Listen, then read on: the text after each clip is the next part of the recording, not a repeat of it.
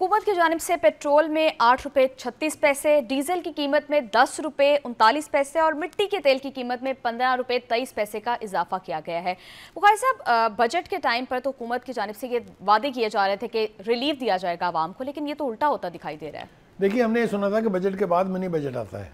ये बजट से पहले मिनी बजट ठोक दिया उन्होंने। वो तो बजट तो आज इम्प्लीमेंट हुआ है, ये उन्होंने कल रात से कर दिए हैं। मेरे ख्याल से जितनी बदुआएं कल से अब तक मिल गई होंगी हुकूमत को, मुझे तो उसका अंदाज़ा बड़ी अच्छी तरह से है। ये पिछले 15 रोज़ में 2 झटके पेट्रोल की कीमत के हवाले से जो दिए गए हैं वो हमारे सबके सामने हैं। तीसरा झटका गैस की सूरत में है अभी, यानी झटके पे झटका दिए जा रहे हैं और तवक्का रखते हैं कि अवाम जो है वो अपनी चोंच बंद रखेंगे, बोलेंगे कुछ नहीं। मैं डराना चाहता हूँ इस वक्त हुकूमत को कि पहले हम माजी में देख चुके हैं कि जब इस तरह की हरकत की जाती हैं हुकूमतों की तरफ से कि वो बच्चा देते कुछ और हैं, दिखाते कुछ और हैं, करते कुछ और हैं, तो फिर लोग सड़कों के ऊपर आके अपना हक मांगते हैं। पहली बात तो ये है कि हुकूमत पता नहीं कितनी बददुआएं अफोर्ड कर सकती है, क्योंकि जितनी इनको मिलने वाली हैं उनसे इनका क्या बनेगा ये कुछ अंदाज़ा नहीं है।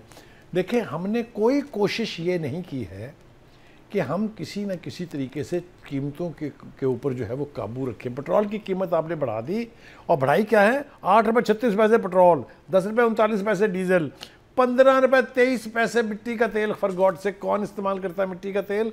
गरीब तरीन लोग जो चूल्हे जलाते हैं मिट्टी के तेल से। आपने तो तबाही मचा दी है। आप कम करते हैं 1 रुपये 3 पैसे, 76 पैसे, 70 पैसे, और बढ़ा दी आपने 8 रुपये 36 पैसे एकदम से। तो एक तो ये, दूसरा ये कि आप चाहते नहीं हैं कि कीमतें कम हों। बिल्कुल मैं आपको ठीक कह रहा हूँ, इसलिए कि अगर आप चाहते होते तो चाइना और ईरान आपको दुनिया की सस्ती तरीन बिजली देने के लिए तैयार नहीं है।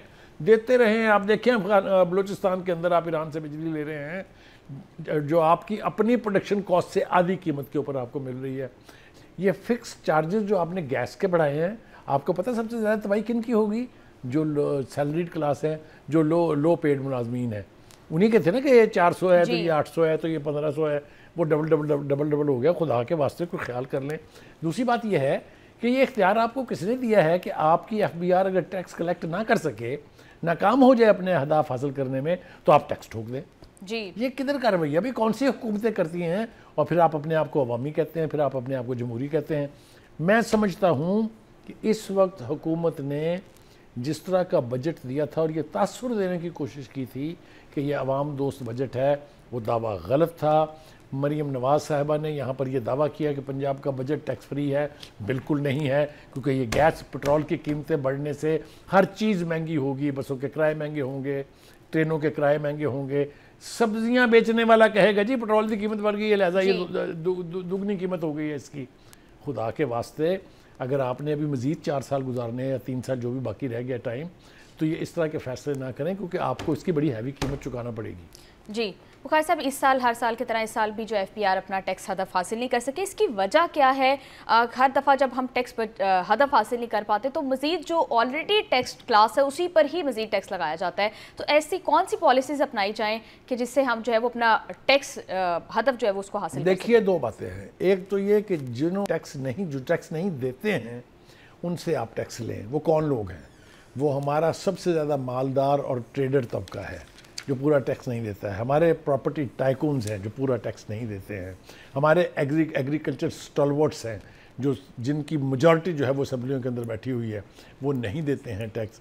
हमारे जो नॉन डेवलपमेंटल एक्सपेंडिचर है, जिसको हम हुकूमत के अल्ले तलल्ले कहते हैं, उसमें आप कमी नहीं करते हैं। कर्जे पे कर्जे आप लिए जा रहे हैं, मुश्किल से मुश्किल ज़िंदगी किए जा रहे हैं।